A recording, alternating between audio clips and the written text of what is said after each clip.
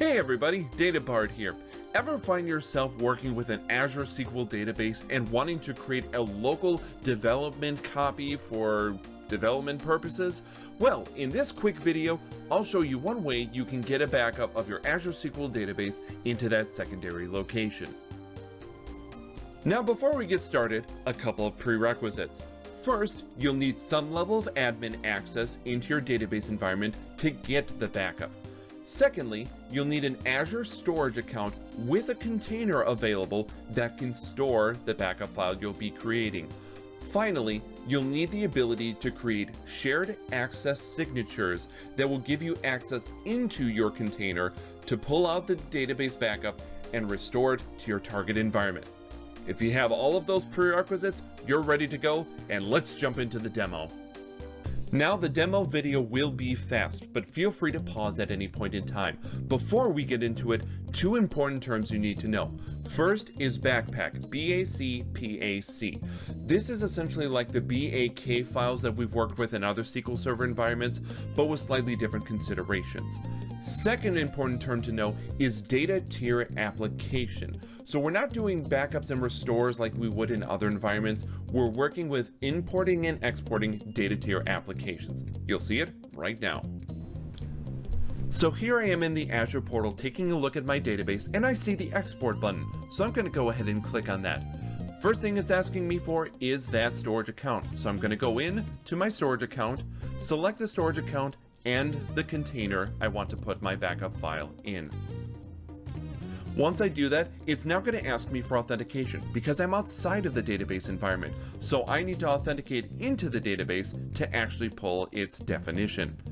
I hit OK, and that starts a job that, depending on size of database, may take some time to run. If I want to see the progress of my job, I can take a look at the logical SQL server and see the status of my job as it runs. I wait a little bit of time, and lo and behold, the job completes successfully, and I can take a look at it for some basic statistics around duration and other things. But more importantly, I can go into my container and see that lo and behold, there is my new BACPAC file, which I can now restore somewhere else. Speaking of restores, let's restore that BACPAC file into my local database environment.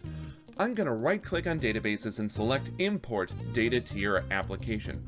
This opens up a wizard that I can follow for the most part, but I have a choice here. Do I import my BACPAC from local disk or from an Azure storage account? Since this is local, I decided to download my BACPAC file and do it locally. So I'm going to select that, and on the next screen, most of the fields are going to be pre-populated based on my environment and the BACPAC file that I created. Clicking Next and Finish starts off the restoration process of my database. And with luck,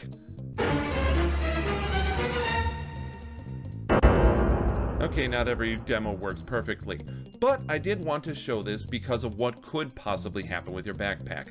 In an ideal state, it restores both the database structure and the data within the database. But in some cases, if you run into errors, you may get the structure, but not the data. And if that's what you want, then I suppose an error is a good thing. But in most cases, you'll probably want to take a look at this, what happened, and see if you can get it fixed. And there you go, a quick way to take a BACPAC file of an Azure SQL DB, back it up, and restore to another location. Obviously, a lot of nuance I overlooked depending on your situation, but this is intended to be a beginner's guide video. If you'd like to know more about the capabilities of this and some of the considerations for using it, take a look at the description of this video, and I'll post the Microsoft documentation that explains this process in more detail. But hopefully this is enough to get you started in a pinch. For now, I'm DataBard, and I'll see you in the next chapter.